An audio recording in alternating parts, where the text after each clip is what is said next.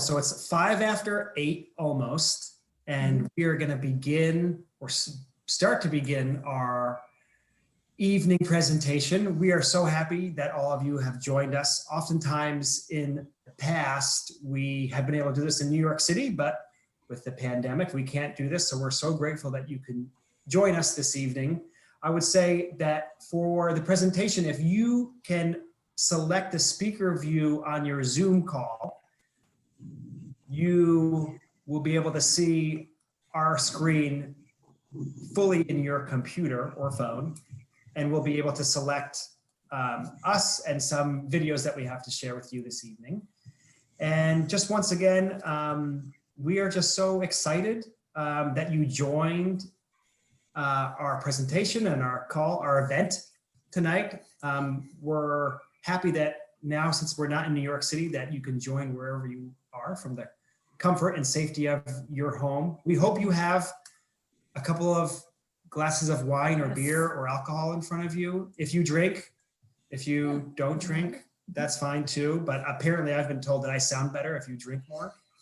So going for this evening, this is high tech but low cost. Our good friend Michael Temple has produced this whole event for us this evening. So we hope you enjoy the time. We'll have some stories to share about you. We have a quick video soon. And then at the end of the call, maybe we can have some times for a little Q&A as well. But thanks for coming, everybody.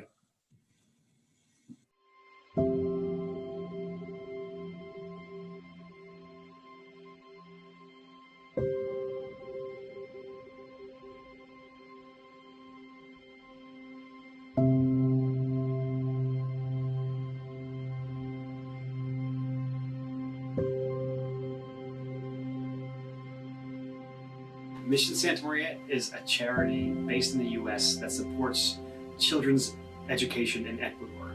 And the reason we do this is because we believe the best way for children and people to get out of poverty is through education.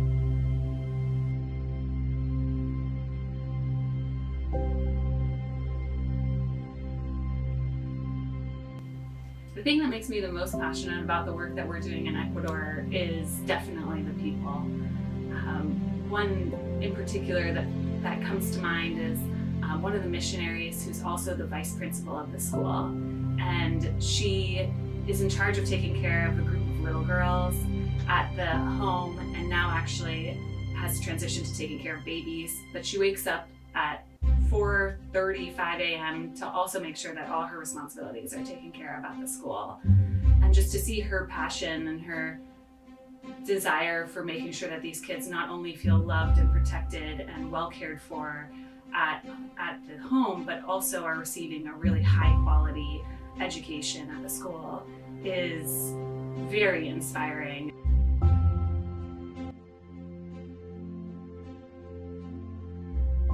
The two biggest challenges that we face where we live in Ecuador, one is the children's home, is that the children that come to this home that's sponsored by the government is really like a backup foster home.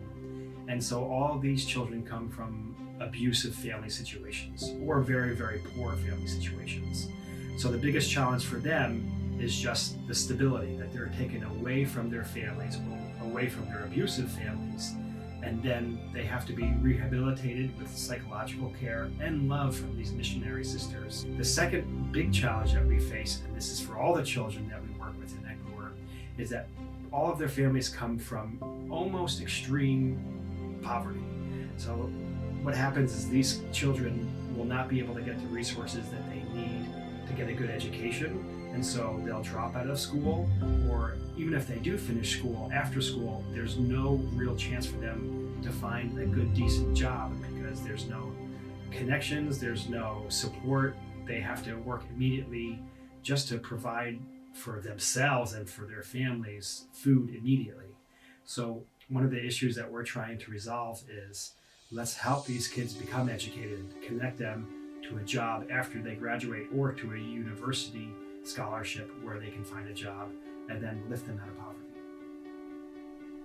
In order for Mission Santa Maria to grow and to continue to do this important work, first off, we rely and need the continued support of our incredible donors. Just to do what we've been doing, it takes a lot of effort and it takes a lot of monetary support every month. So we're very, very grateful for that, and we appreciate your ongoing generosity. I think also, in order to expand and in order to really improve on a lot of our programs, we need more donors like you who can help us meet some of these next steps goals for our programs. We have a good list, a good community of donors who is very, very generous to us. And if we could find more people like that, I think we would be very, very successful in our mission.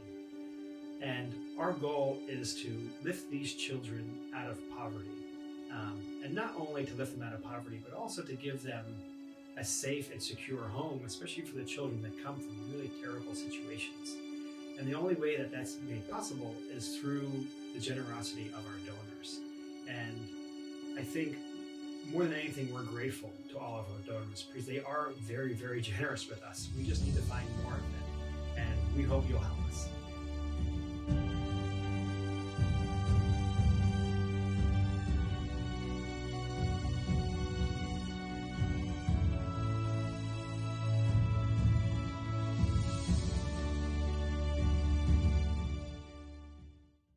Well, thank you very much. I think if there's one thing that we want to express tonight, that we want to share with you this evening, is our gratitude and our thanks, because it's really all of you who have made us have a very successful, I would say, year, but also the only reason we're at this place right now in our programs is because of your generosity. As most of you know, Grace and I moved to Ecuador in 2019 and actually live at the mission home now. And 2020 was a wonderful beginning of the year. We actually found out that we were pregnant, so we were excited. We had a lot of plans for our charity and mission with the home and the school and with our university program. And you all had been so generous that we expanded all of our programs, which was really wonderful.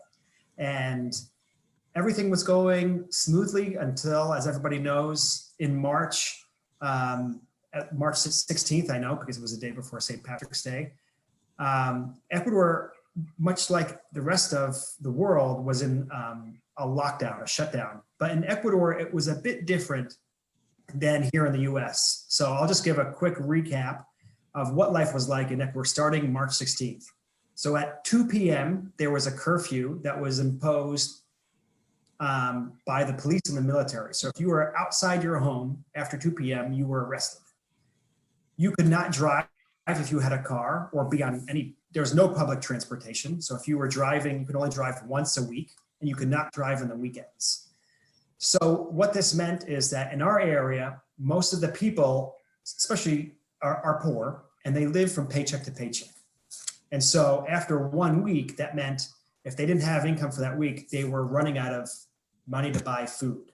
And that's where this idea came for a food drive in Ecuador to help these poorer families that we knew. So we thought, great, we'll have a shutdown for 2 to 3 weeks. We'll help the poorest families that we already know who are working on who are on our scholarship program. And then once it's open, we'll just move on with the rest of our lives. We didn't realize that the shutdown was going to be so long.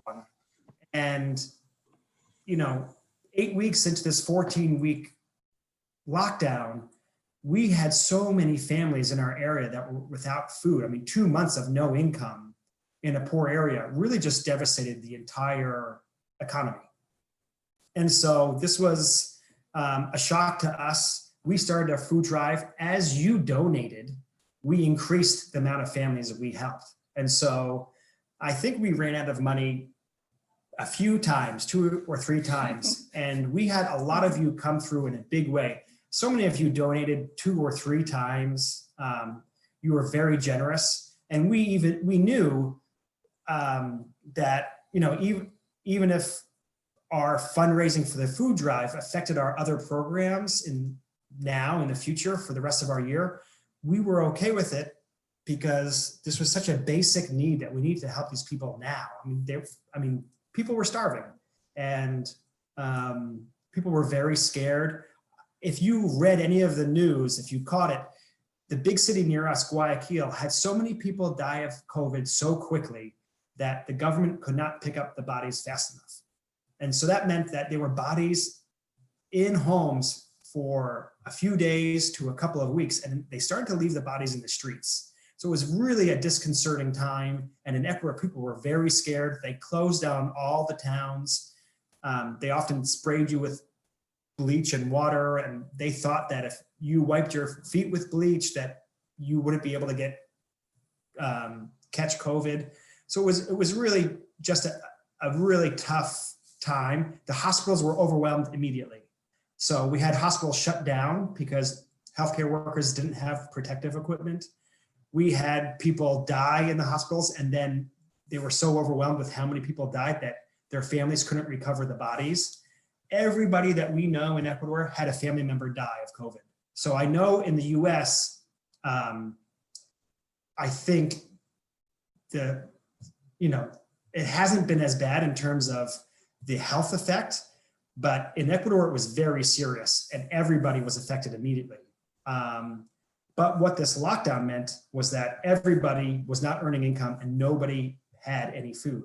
So when we started with 100 families, we quickly ramped up as quickly as we could to help as many people as possible, but it was only possible because of your generosity. And we eventually helped 2,800 families for weeks and weeks and weeks on end. And for that, we are very grateful. I know that many of you have donated, but I don't think you really appreciate how much you've helped these families who we know in Ecuador. I mean, children and older people that just had nothing. And you came to them in a big way that I think they'll remember you forever. I think as long as they live, they'll remember the time that you came, that we came and delivered food to their door for these few months because they had nothing. And you may not have this in, it won't be in a newspaper report or on the news, but these people down there will remember everything. And so from the bottom of our hearts, we just want to say thank you. You really came through in a big way. And we were proud of the work we did. It was quite an operation of distributing so much food every single week. And you were a part of that. So we just want to say thank you. We're going to show some slides here as well. This first slide, if it wasn't so sad, I think it would almost be humorous. So the government really wasn't able to respond in any real way to COVID, to the pandemic. The government in Ecuador does not have a lot of money.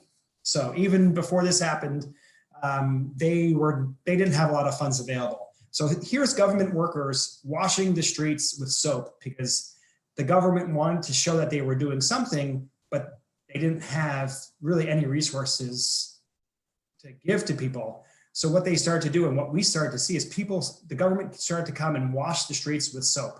And they thought like, oh, at least we're doing something. We're washing the streets with soap. So it was something that it was almost like seeing a hopelessness every day. And it was an intense time to be living in Ecuador. I mean, Grace was pregnant. We didn't know what the virus meant for women who are pregnant. And I don't think we still know, but we were trying to feed a lot of people, and we started feeding so many people that, it required a lot of work. And so we had contacts in, I think, 28 towns that were helping us deliver food to families. And we had family names. I mean, this was very, very well organized, really through our people on the ground in Ecuador, which was really, really impressive to see. Everybody wanted to help out, which was great. And so every day, I mean, we were packing up and delivering hundreds of bags of food, and it was quite an operation. So we would like to tell you that you helped us give away over 1 million meals, which for a charity of our size is really incredible. I mean, we are not a big charity. First of all, we're not a big charity in Ecuador. And I know for a fact that we gave out more food than the state that we were in, which is, I'm proud of it in a way, because we stepped up when there was a need, but it's also very sad that the government was not able to help these people, but we were.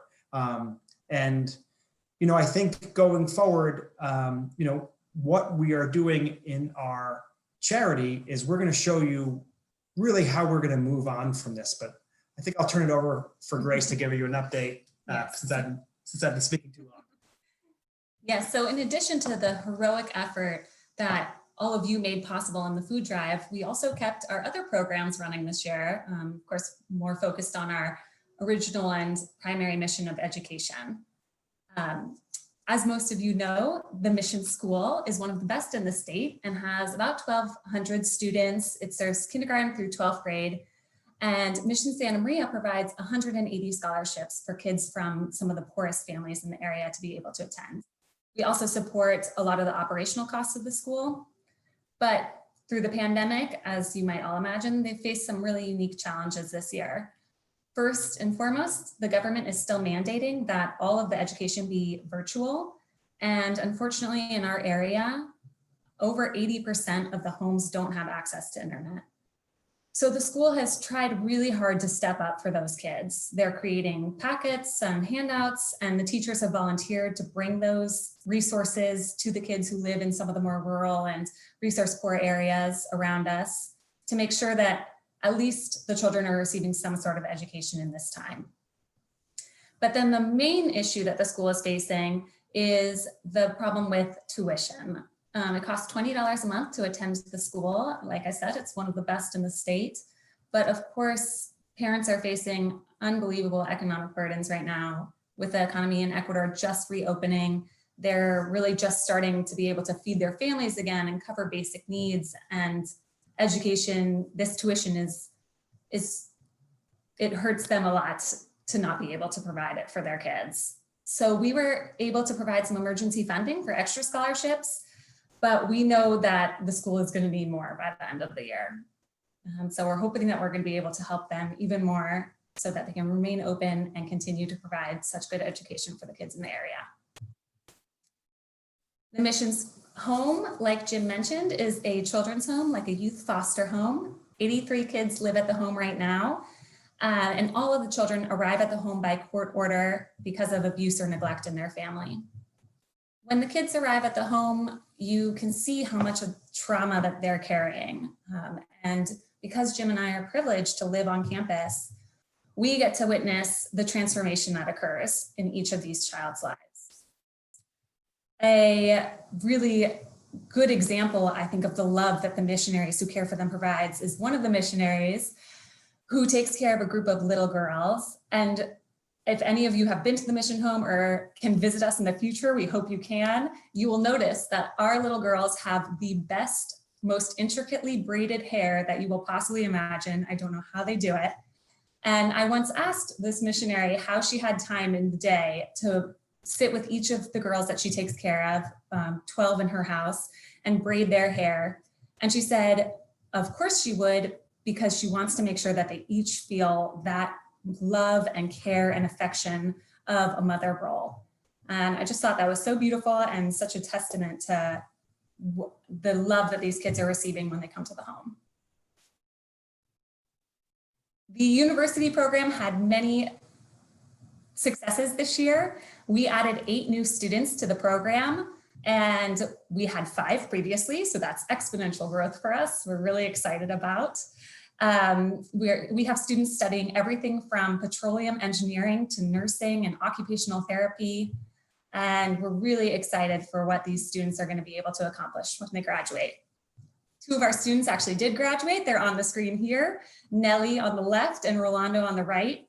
We're very proud of them, and it is just so wonderful to be able to witness young adults who have passion and the intellectual ability and are willing to work hard, who wouldn't otherwise have an opportunity to receive higher education, be able to go to college and graduate and enter the professional working force for the first time. Thank you, Grace. I think what COVID really made us realize, and it was really, I think it made us rethink and recheck our vision and our strategy for Mission Santa Maria. And what we came to the conclusion was that our mission is spot on. And what we want to do is just really expand our mission to be able to be successful. And our mission clearly is to educate these children that will lead to sustained, dignified employment. So what that means is we want these kids to be out of poverty by the time they graduate our programs. So what typically happens is that kids will leave the home or leave school and there's no jobs available. They're not really trained in a way that leads to good, stable employment. What happens is they'll have a job for a couple of weeks or a couple of months. They'll be paid below minimum wage, which is $400 a month. So they'll be paid $250, $300 a month for a couple of months, and then they'll receive no income for the rest of the year. And this happens with almost all of the families that we know.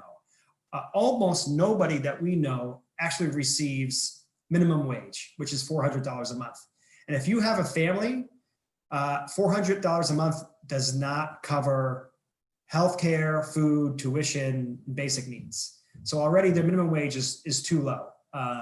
So what we want to do is create a way that these kids come into our programs, leave, and then have sustainable, dignified employment that they can leave and escape poverty forever. So really break the poverty cycle. So the three things that we want to do, and I'll go in a reverse order for our programs. So Grace mentioned that in our university program, we have 12 students, which is wonderful. Through your generosity, we expanded by 3 times the amount of students that we help. It's a very easy way to send somebody to university because university is typically free for kids. So what we're paying is their living cost and their school costs while they get a good education. So our return on investment is very good for university. But we know, although we have 12 kids that are going to university, we know that most of the kids that we work with are not going to go to university. And that's okay. They shouldn't go. Maybe they don't want to go.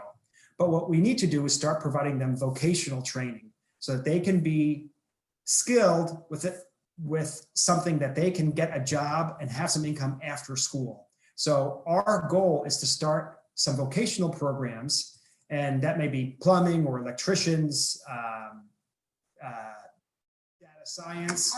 And we hope with our vocational training that everybody who doesn't go to the university program gets some type of training that leads to income.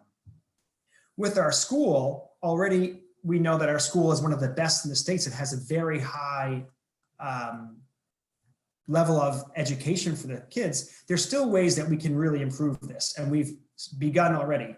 We've hired some training for their English program. Their English is terrible at the school. And we know if we improve their English and they can speak conversational English, the data says that automatically everybody's income is raised by 25% if they learn another language in our area, which is wonderful because we have a very high area in tourism. So it could really help them in the job front if they learned English. We also want to improve the quality of education. We want to hire a couple of additional teachers. We want to make some capital improvements to the school.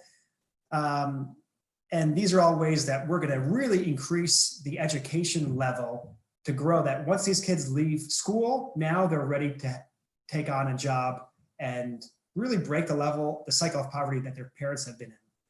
At the home, we're doing so many good things. Grace said we hired some tutors, it is so cool to see these girls, 15, 16 years old, who've never learned how to read, can't go into their class in school because they've missed so many years of schooling. And these tutors are now helping them read. I mean, it's really fun. It's really a cool thing. I mean, this is money. It's your donations well spent. I mean, we're teaching young girls to read, and this is going to help them and give them a skill for the rest of their lives. That being said, there's definitely things we can do at the home that's going to improve the lives of these kids. Right now, at 18 years old, by the government mandate, children need to leave the mission home. So at 18 years old, they're considered legally an adult and they need to leave. And what happens is after these kids come and they're already experiencing so many difficulties in their own personal lives, and they do have educational deficiencies because they've missed schooling, they have to go out on their own, and they either go live near a friend or live near some family member. And what happens is that the boys basically are unemployed forever. And the girls, almost all of them are pregnant within a year or two of leaving the mission home. Really because there's just no other option for them. There's no security for them. They're all on their own. And for us, that doesn't cut it. So what we want to do is create a transitional housing for these boys and girls who leave the mission home, who are really forced to leave at 18. I mean, from 0 to 18, they're receiving a good quality education, a loving shelter from these wonderful missionary sisters. I mean, the potential is so high.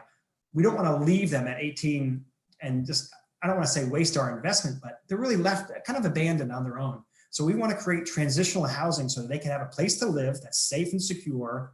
They can still receive either vocational training or enter our university programs.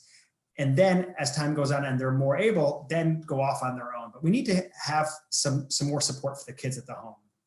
And I'm going to show a slide for you that just really illustrates what we're trying to do with our children and what we're doing right now with Mission Santa Maria. So on the left side, you see what we call they call it the poverty cycle, or cycle of poverty. So for this instance, we have a student named Christina. And so Christina came from a poor family.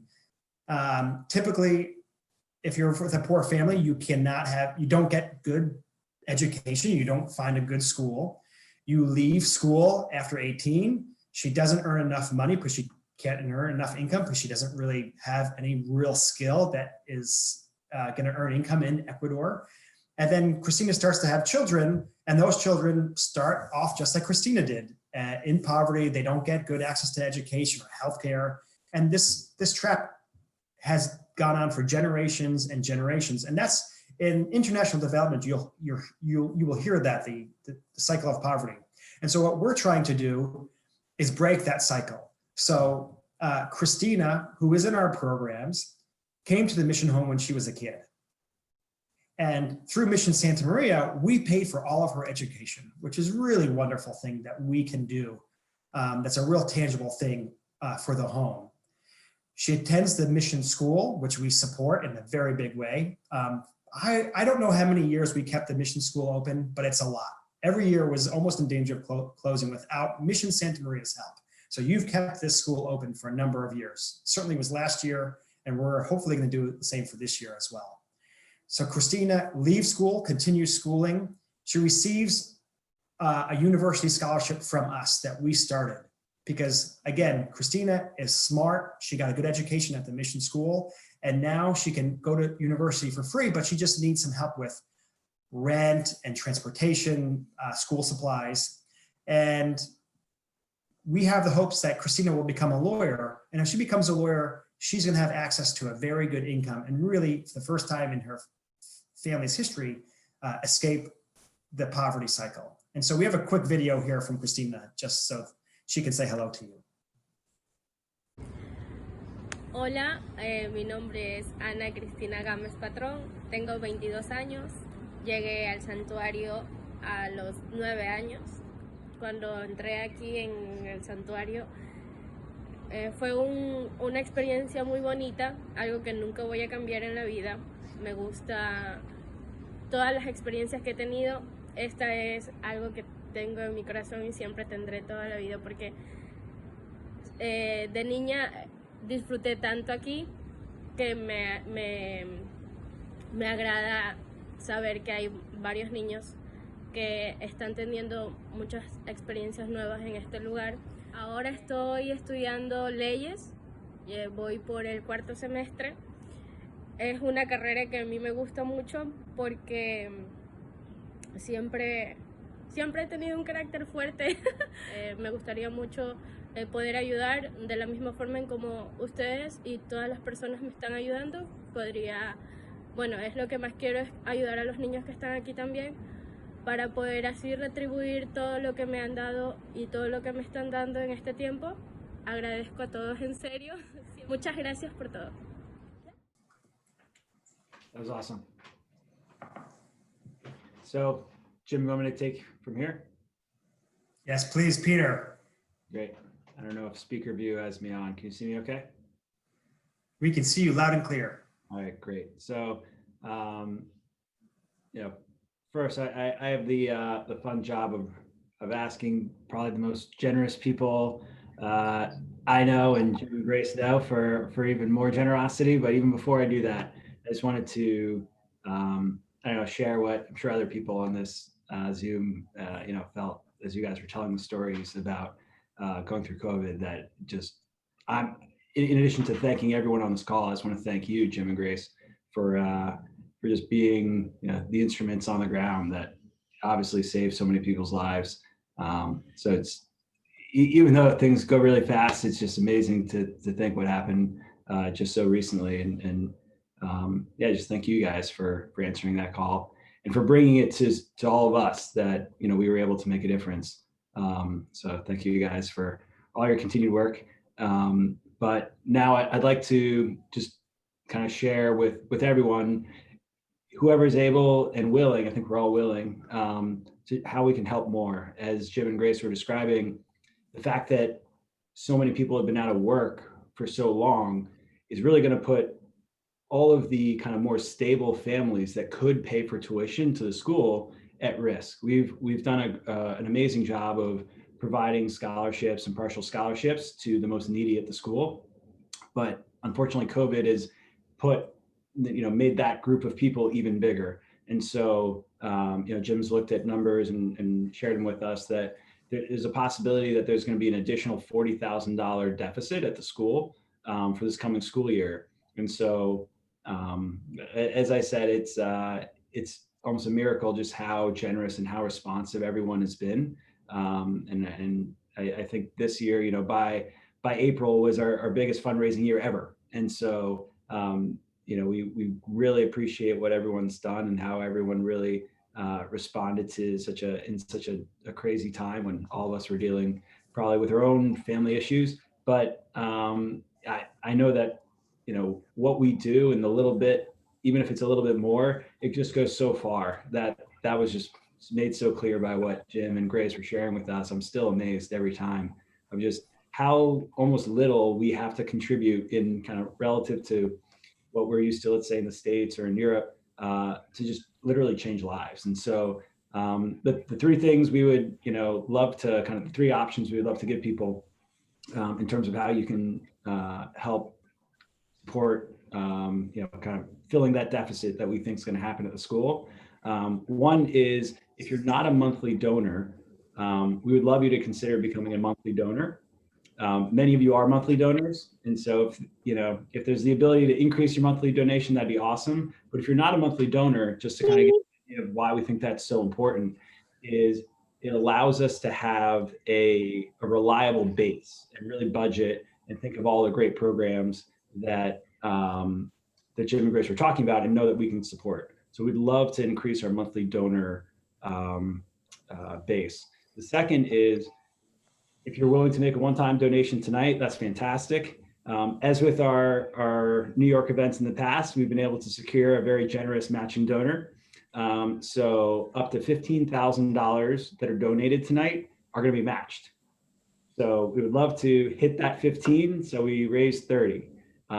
So please consider that if you can. As much as you can donate, you're going to get 2x impact for your generosity.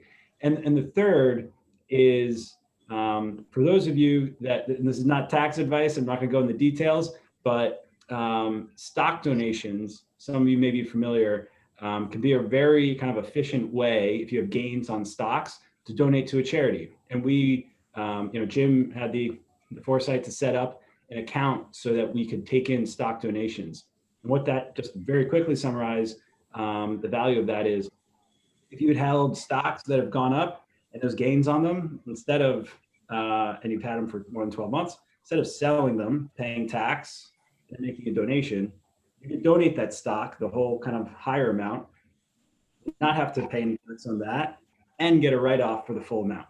And so I'm not going to go into more detail, but if that's something that you have the means to do or position, please just email Jim directly, jim@missionSantaMaria.com. because it's a very, what I would say, just very efficient way to benefit the charity, and also in a very tax efficient way. So the three things we'd love you to think about doing are: one, look in the chat right now. So the chat at the bottom of your screen, Mike Temple, I think, is putting in the link to our donation page. And you can either, one, become a monthly donor, or adjust your monthly donation, and we'll update it. Two, make a one-time donation. Or three, email Jim. If you've got some nice gains on your Tesla this year, at jim@missionSantaMaria.com, and we can talk more details. But again, thank you everyone on the Zoom, because this is I think the community that really made this our biggest fundraising year ever in the first 3-4 months of the year. And so really appreciate it. And I know Jim and Grace do. And with that, I'll turn it back to Jim and Grace. Thanks, Pete. I forgot to say, and I'm so sorry, one other way that we've been helped this year is we created what's called the Mission Santa Maria Ambassador Program.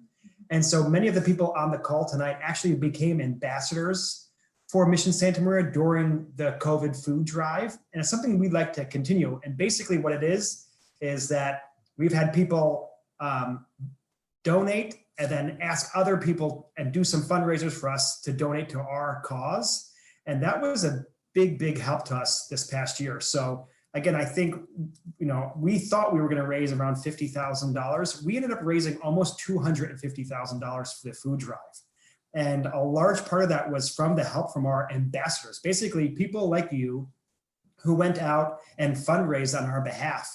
And I mean, this was comprised of old friends, former volunteers, people we didn't even know. I mean, it was really a wonderful and generous use of people's time. And that was a great deal of help to us. So if that's something that you would rather, donate your time, hey, we will take your time. And that's certainly a way that you can help us as well. So I think that's it for the presentation from our side. We're going to have some time that if you want to ask some questions or talk to us or have a couple of drinks and stay on, we'd love to hear from you. Jim, are you open to comments from the peanut gallery here? Yes, Desmond. Okay, I would just like to add to what you said and say, I think that we can all think of this not simply as donations, but as investments. We're not giving money away. We're investing in people's lives. We're investing in helping them fulfill whatever potential they have. Obviously, everybody has different talents and different potentials. And so when you said $20 a month to go to the school, so that's about $200 a year, I assume it's 10 months, $200 a year. I mean, if the four of us went out for dinner here, that would be it. I think that's a terrific investment with a terrific return. And I encourage everybody to think about it that way. In fact, I think I'd like to put on an extra, let's see, 25 kids would just be $5,000, wouldn't it? Yes. Yep. Right? Well, why don't you put me down for that? Great. Thank you, Desmond. Thanks, Desmond. Just to get the ball rolling here, to get the conversation going. Pete, I think you and I are fired and Desmond is hired to do our pitch from now on. He has a much better. I'll just stay on mute and enjoy my drink. Next time.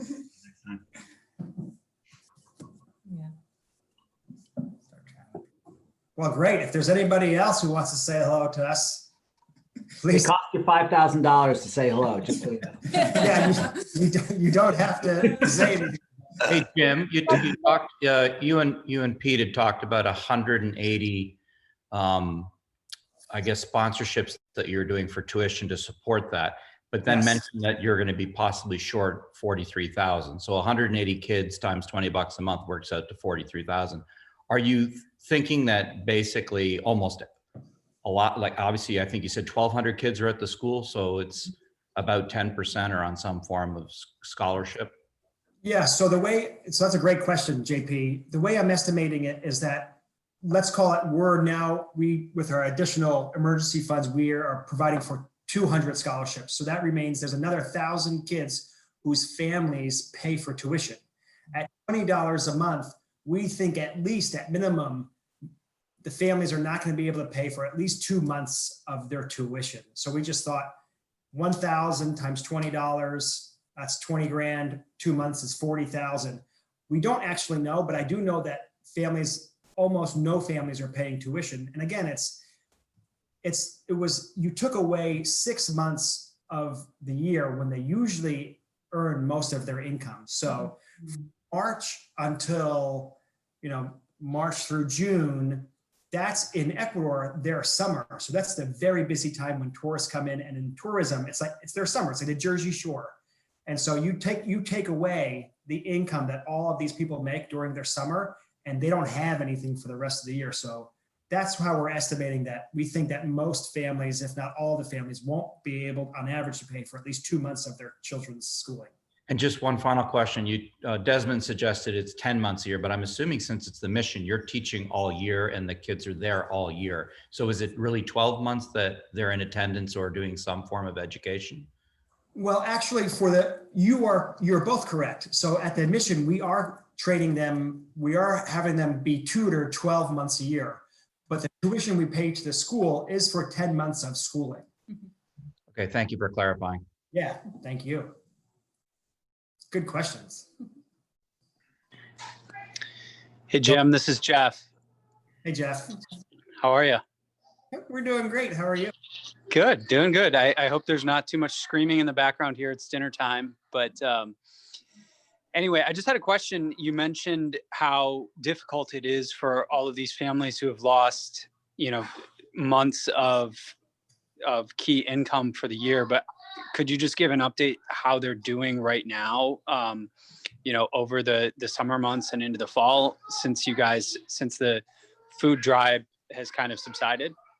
Yes, thank you. And in fact, I had that in my notes to address, but I forgot probably half the things I wanted to say. But so the situation in Ecuador basically is that the shutdown, the lockdown, the severe curfew has ended. So people are working. But it's not the summer months. Right now, it's basically their winter. So people are working and there is some business happening, but it's just that they missed, their busy months, 3 months of the year. And most of their tourists from the US and Europe are not coming. So a large part of their income isn't coming to the state. And so Grace mentioned before is that any income they get, they're just using for food. And I think that's why people aren't paying their tuition. And even at the school, we've asked the school and we say, hey, what's the update on numbers, who's paying? And they say, hey, we've really tried to push the families to pay their last 6 months of tuition bills, but most of them come back to us and say, hey, we can barely feed our kids. And so we don't have money to pay for tuition right now. And that's why we're thinking we're gonna need to cover that. But I think the economic situation in Ecuador, Jeff, actually is that they're going to enter a severe economic depression. So like the depression was in the late 20s and 30s here in the US, that's what Ecuador is going to enter. And so the wealthy people will do okay in Ecuador. The people that we live near, the poor people, they will not do okay. I mean, there will be severe unemployment. I mean, this is going to go on. I think it's going to affect them for many years. The World Bank came out and said that within the first 3 months of the shutdown in Ecuador and Latin America, that they gave up 25 years of income gains. So 25 years worth of income gains gone in 3 months in Latin America. And that we certainly see that in Ecuador.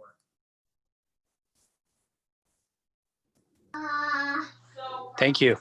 Thanks for the update. Yeah, thanks, Jeff. Hey, Jim and Grace, it's Mike and Cece. How are you guys? We're doing great. I'm sure I speak for a lot of people on this call, but we're certainly proud to know you guys, and it's incredibly inspiring, the work that you all are doing. So we certainly appreciate it, and we want to follow on what Desmond did, and we'd like to take another 25 students and contribute $5,000 as well. So thanks for the Thank you. you guys are doing. Thank you, Mike. Thanks, Cece. Another thing, again, these are another thing that I missed and I wanted to say, I'm so sorry. But I think First of all, we obviously appreciate your generosity. It's how we do our work. I think that Grace and I want to tell you that we are so grateful to all of the encouragement that we receive from all of you. Many of you are family and friends. Some of you are donors who have become friends. And I think you don't realize how much your encouragement, just sending an email, sending a text to us, saying hello, how encouraging that is to us, especially when we're down in Ecuador and we see a lot of hard things with the kids at the home and with family situations down there. You don't realize how much that means to us personally. So we just want to thank all of you for all of the encouragement that you've given to us over the last year and a half that we lived in Ecuador. So thank you. I don't think, I know you do it because you're kind people, but it does mean a lot to us. And I know there was a few times during the food drive that, there were weeks that we were waking up at 3 a.m. and beginning to work. We had to organize a lot of things and it was a very stressful time to see people, very desperate situations. There was a couple of times when people surrounded our vehicle and they were hungry and they wanted to feed their kids. To see people so desperate was very difficult emotionally. And I think that there were so many times that one of you reached out to me and was encouraging. Certainly Grace basically ran everything. But it really helped us to keep going through a difficult time. And it often helps us just go through our life in Ecuador, it's so nice to know that you are, you're with us in that. So thank you. Thank you. Well, I'll wait to see if anybody else has anything else to say, but we'll be on the call until you all drop off. So I know people have Zoom fatigue and don't like Zoom calls anymore. That's what I'm told. But we're going to be here because there's so many of you that we'd love to say hello to. You can send us a chat. Hopefully Mike will read it to us. Or if you just want to say hello or grab another drink, or if you want to ask us for some stories that we can tell you, we're happy to share anything with you. There's a chat. It's they're asking if Ellen's asking if you can share tonight's videos and presentations so they can share with them. I'm assuming yes. Our executive producer says tomorrow he'll send it out. Yes. Right. On that note, though, you're talking about the ambassador program idea. I like the title, ambassador program, but really anyone that wants to ask other friends to get involved and introduce the charity to them. I know sometimes for me, I know the charity pretty well, but I don't probably tell it or give it as much authenticity as Jim and Grace. And I'll volunteer Jim, and probably Grace too. Jim's happy to get on a Zoom with anybody, any time of day, almost any time of day. Whether it's one person or 3 people or 4 people. So if you want to be an ambassador, it's not that you have to go and really tell the whole story. Just call up Jim. He'll get it, on the phone, on a Zoom. We would love that audience. So if you have people in mind that you think would like Mission Santa Maria, just let Jim know. And he loves Zoom, so he'll do it. Thanks, Pete. And you're right. I am happy to do that with anyone. Where's Mark? Allowed to add something, Jim? Sure. Without embarrassing you both, but I admire you both tremendously. We're surrounded here in America with ads extolling the virtues of a new shade of lipstick or a new silly thing to do and buy. And you two have had the courage and the moral vision to do something really meaningful with your life. And in a way, you are ambassadors for all of us who are too hidebound, who don't have your courage. And you are sort of doing what we should be doing. And we admire that tremendously. Well, thank you so much, Desmond. I'll let Grace respond to that because I talk too much, but. No, Desmond, it is so touching, and I feel very humbled by those comments. Thank you so, so much for your support. I think really, I just want to reiterate what Jim said, though, that we feel so supported and lifted up by all of you. I think the reason that we are able to be in Ecuador, I know the reason that we're able to be in Ecuador and living there and doing this work on a daily basis is because of all of you, not only from your donations and monetary support of an investment, I love that you used that word, but also because of your moral support, friendships, and the relationships that we have. We miss home, we miss all of you so much, and we definitely missed seeing everyone in New York this year. We hope that we can return to in-person events and have one on the West Coast as well, for all of our people out in California and in New Jersey, maybe, we'll see. But we are so grateful that you were able to join us tonight, and just so grateful for all of your support ongoing as well. Yes. Jim and Grace, you're being asked, can you address again how much it costs to support each child and how many kids there are? I know you already told us. Also, how is your baby? Who was that? Oh, that was Maria. Maria. Okay. Thanks, Maria. So first of all, our baby is doing Really wonderfully. well. Yes. She's getting big and fat, although apparently I'm not allowed to say that, but we're very happy. We have her on a weight gain regimen, but she is very healthy, and we're very grateful. I think we had a bit of a scare. I don't know if you all know this, but our baby Reagan came 5 weeks early, and she wasn't supposed to, and she spent a couple days extra in the NICU. But we had a wonderful staff in the hospital in San Francisco. And she is very healthy, and Grace was very healthy, and we're just very grateful because it's scary. It's a scary time, and we're just happy that everyone is doing well. And for the children, if I remember what you said, there's over 80 children at the home. So and let me jump in, because I actually just received the numbers, and I think this is just so telling too of the work of the sisters and just the care that they get. But right now they have 19 little boys in one home, and 3 of them are 3-year-olds and 3 of them are 4-year-olds. So 6 kids under 4 and 19 total that are being taken care of by one missionary.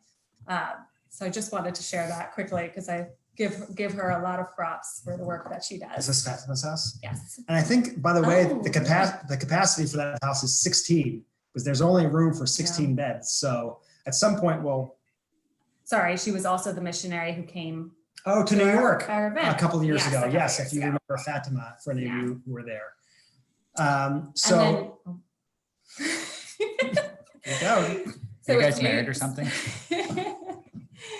So it's 83 kids in the home, and there's 1,200 students at the school, and it costs $20 to cover the tuition for the school, any of the students at the school. But for the kids at the home, we cover not only their tuition, but also all of their education costs. So the uniform, books, any supplies that they need, these tutors, which has been a really excellent program that we've added, and also some just supplementary costs to help support the home in caring for the kids. And what would you say is that monthly cost? Yeah, we think it probably costs them about $250 a month for each kid that lives at the home. Mm-hmm. And so we don't support them with everything, but going forward, we would like to, especially since they don't have a long-term plan. But that's not something that we're planning for right now, but we're focusing on just making sure that when the kids do come to the home, we really are able to help educate them and really give them a good, safe home. I mean, these women work for free. They get nothing. And like Desmond said, it's an investment. You already get most of the care. If we could just give them a little bit more, a washing machine here and there, maybe expand a house. Another tutor for some of the kids. I mean, almost all these kids have some type of educational deficit or a need. Special need, yeah. So again, so I would say it's about $20 to $25 a month for the school for tuition.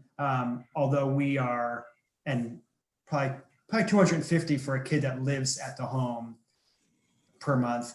But some of our big programs like the tutors and the educational programs, there'll be a one-time cost per year. So anywhere from $5,000 to $10,000. Like this English program, we're going to increase the English program at the school. It's probably about $5,000 a year, which is not a lot of money, which is wonderful. And then do you want to say the cost for the university? Oh, and for, yes, my gosh, for university, it's anywhere between $250 and $500 a month to send a kid to university. And again, it's just for their living expenses, their school supplies, their books, transportation, food, and housing, internet. There's been many requests for Reagan to come on camera. Oh, I'm so sorry. Reagan is sleeping. Yes, I know. That's Jane, you can blame. Oh, Jane. It's my twin sister, those of you who don't know her. Well, you should give the people what they want. We know. I love how you sent that privately and then publicly to make sure everyone could request. No, I accidentally. I'm requesting an event in Minnesota too. Is that Mariah? Oh my gosh, yes. Before COVID hit, we actually had planned to do 3 events in California, New Jersey, and New York. And we were set to go through with that. And then this all happened. So as soon as this craziness is over, we will be traveling anywhere. We'll go to Minnesota, we'll go to Florida, to Canada. We'll go anywhere you want. But we would love to come visit you. People have had, hosted small events for us at their homes before, or just in a dinner party. We are more than happy to see all of you, and we hope to do a big cross-country road trip one day, and we would love to do that. A lot of encouragement. Thank you to Madeline, is encouraging you guys, the Two Hill family. Hey, Maddie. Hello, Two Hills.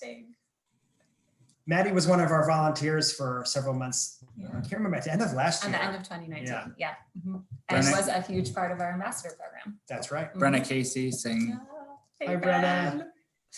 Jim, could you tell everybody what the kids wanted for Christmas a few years ago, just to give them an insight as to the children themselves?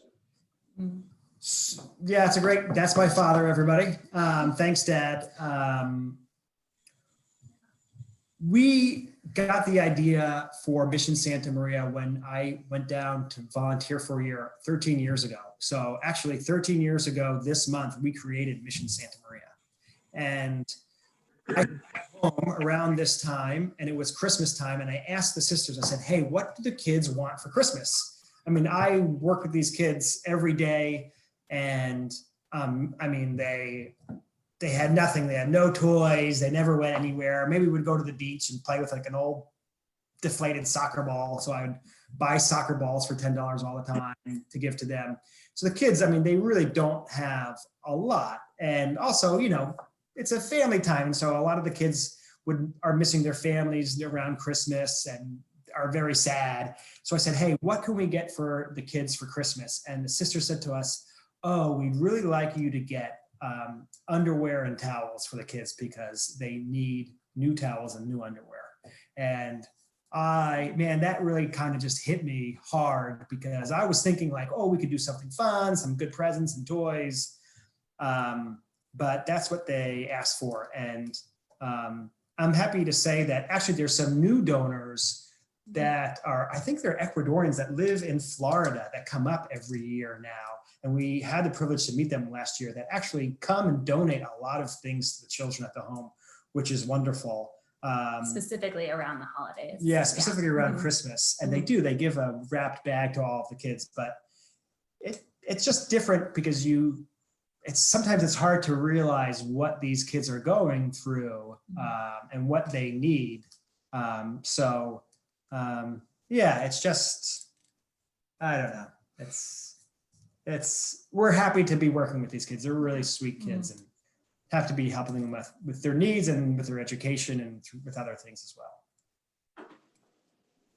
Is there any more questions? Are we good? I've been slacking.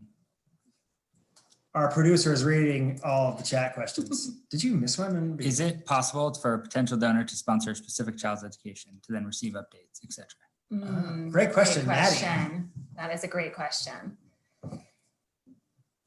So typically, historically, we University, yes. haven't, oh, good answer. For in our university program, you are able to do that. So yes, definitely. In the university program, the answer to that would be yes. In the home, it is a little bit more complicated and probably not possible just because of the nature of the home where kids come and go based on the court system of where their legal guardians or where their guardians are in the process of working with the courts to either get them back into their custody or for those children to eventually go for adoption. So it's a little bit more challenging because the kids are, some of them only come for a few months, some stay for several years. But even more importantly, I guess, than that timeline issue or that time issue is also the fact that we really want to be very, very careful about protecting the confidentiality of the kids who are coming because of abuse and neglect in their families. So we try not to share personal details or identifying information about those kids. Great answer. Yeah, it's a bit sensitive. Since it's a foster system within the government, we have to be careful of what information we share about the kids. And even in the video, we're not allowed to share. Yeah, Yes. so you'll notice, especially for the volunteers who know and have visited us down in Ecuador, we can't show pictures of the kids at the home. And again, it's just protecting their safety. So they don't, we're not sharing through social media pictures of the kids. But we share the kids that you see are kids who are attending the school. So they are receiving benefits of our programs, but they're just not the kids who live at the home. Right. Unless it's the back of their head sometimes. Yes, unless it's yeah, you can't see their faces. The specific policy is not identifiable features of a kid in a photograph. Jim and Grace, is the priority for the two of you, is it really the Mission Santa Maria first and then whatever you can do to help the school? Is that kind of how you look at if you had to prioritize? That's a good question. So we view the school as part of Mission Santa Maria as a very, I would say, maybe the first or the second priority. Yeah. So the home actually has somebody there who is fundraising for them and can run, help their expenses, and we're just basically ancillary help or additive help. So they don't earn a lot of money and we're just helping them. Kind of like they have a Mother Teresa and a superior. They have some people who are donors. The school has no donors. So we are the only donors to the school. And the nature of the school, that it's basically the only Catholic school left in the state, because many of Catholic schools have closed due to government regulations, but also the highest quality school educationally wise in the state, and the fact that it serves 1,200 kids, we view that as a top priority for us. So that's why the last few years we've committed more and more money to them, because we realize that, hey, if we give them whatever it is, even if we give them $100,000 a year, I mean, they're educating 1,200 kids every, through their school system, and the potential impact that we're able to do through the school is pretty remarkable, because we can create programs within the school. We can create things around the school that really kind of makes us a dynamite school. So it's not there yet, but in the future, we're going to really invest a lot in the school. So it's one of our top priorities.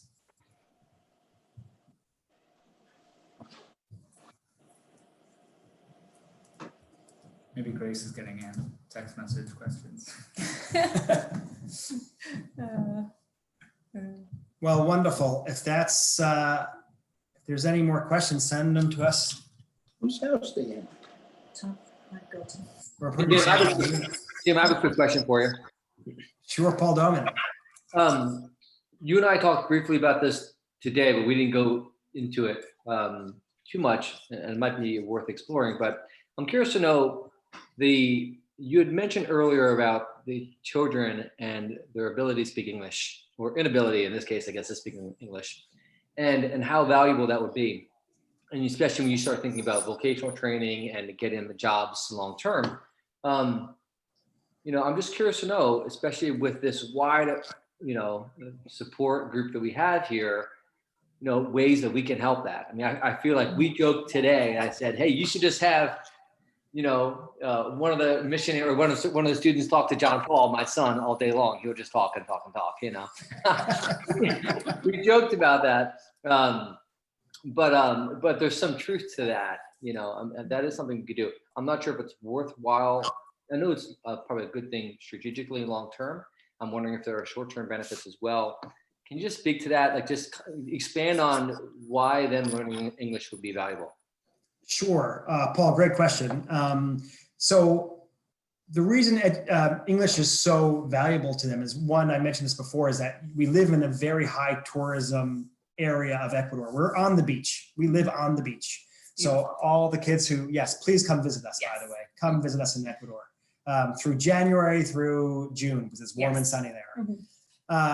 But a lot of the jobs are in tourism, and most people don't speak English, which is kind of crazy. So you have all these people that come to Ecuador from Europe, Canada, and the US who don't speak Spanish, and no one can really talk to them. They know some words, but not a lot. So if you know English, then there's automatically a real good employment opportunity in restaurants, in hotels, in bars.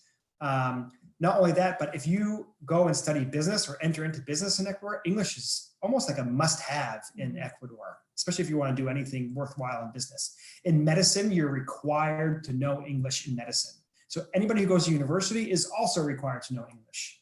So the level of education of, the educational level of English in our school is really poor, but it's in the whole state. I mean, no one speaks English. So automatically, there's so many expats that live there as well, retirees that have come to Ecuador to live. And if somebody spoke English and could translate for them to go on their doctor's visits or go with them to the market, people would pay them because they don't speak English. So there's so many opportunities for them automatically to gain income without even doing any other type of training, just to know English. That's why it's a key area of improvement for us that we want to focus on. And that's a good point. You mentioned that with Zoom, now we could probably connect many of you to our university students. So they all need to know English and they need to practice English. Most of them are terrible at English, but some of them do speak English. They just need help practicing correct grammar and pronunciation. So certainly if people are willing to spend an hour or two a week with some of our university students, we would love to connect you because they need help with English, especially conversationally. And that's easy to do over Zoom, which again, we're just discovering now. I think that seems like low hanging fruit. We can totally do that. I mean, how many university students are there right now, did you say? We have 12. Yeah, we can do that, Hey, between you and Mike Temple, that's like, you have 12 kids. So just... Exactly. I'm looking for ways to get my kids occupied in really healthy behavior. So, sign us up. I got 6 kids, halfway there. Me too, Paul. Yeah, exactly. Mikey's in too, so we're good. Great. I think Mike Earick had a question. I'm just starting. Oh no, that was just Mike Temple saying you wanted to talk. I think he did. I think he was signing up his kids. By the way, Michael Earick was there one of my first year when we tried to put a new flooring for the babies, basically the children that I worked with in one of the homes. And I had to yell at a guy in Spanish, but I didn't know Spanish well enough. So I handed the phone to Mike when he was visiting. I was like, you have to yell at this guy and tell him we need the flooring. It's supposed to come a week ago. And now he's telling us it's not going to come. So I am forever indebted to you ever need someone to yell at somebody, I'm your guy. He got the flooring there, and the flooring is still there, so it's pretty amazing. We were flagging you down that we'll volunteer our kids for a conversation hour anytime. Oh, wonderful. We'd like to talk. Yeah.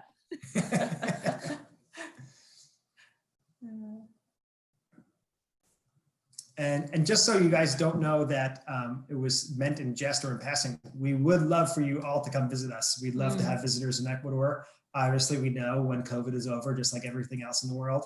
But we had a lot of visitors at the beginning of this year, actually. We had like 2 months of straight of visitors. That's wonderful.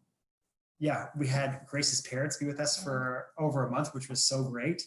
And we hope we'll see them again. But we also had a lot of volunteers. We had a number of people just come for a week or so. And that was great. We love seeing them, and they got a real taste of what it's like to live at the mission home. There was probably a couple times without water, so you get to know our life a little bit, but it really is a wonderful and beautiful place. Dave Glett is willing to send his kids as well. Excellent. We will welcome them. That's great. Everyone's willing to send their kids down to Ecuador. You have to come too, Dave. Can't just send your kids.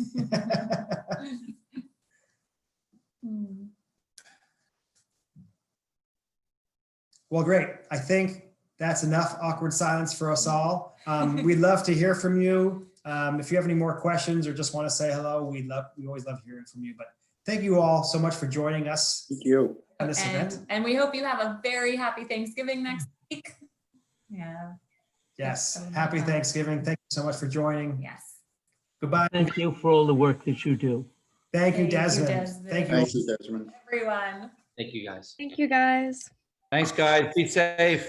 Thanks, JP. Take care, everyone. God bless. Thanks, guys. Take care. Thank you, guys. Thank you.